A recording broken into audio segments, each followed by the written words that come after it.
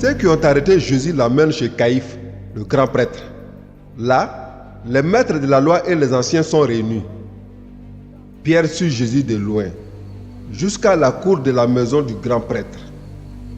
Il entre dans la cour et il s'assoit avec les serviteurs. Il veut voir comment cela va finir.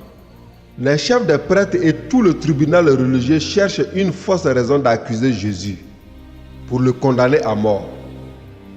Mais ils n'en trouvent pas. Pourtant, beaucoup de faux témoins viennent dire des mensonges contre Jésus.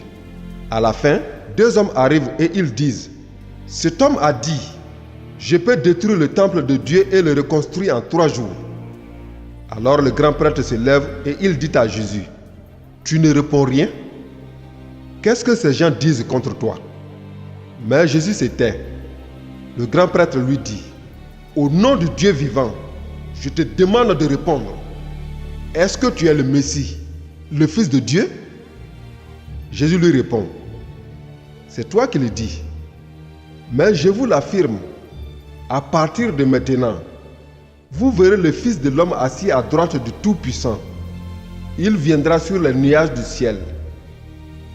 Alors le grand prêtre déchire ses vêtements et dit: il a insulté Dieu. Nous n'avons plus besoin de témoins. Vous venez d'entendre l'insulte. Qu'est-ce que vous en pensez? Ils lui répondent: il doit mourir. Alors il crache sur le visage de Jésus et il le frappe à coups de poing. D'autres lui donnent des gifles en disant: Messie, devine, dis-nous qui t'a frappé.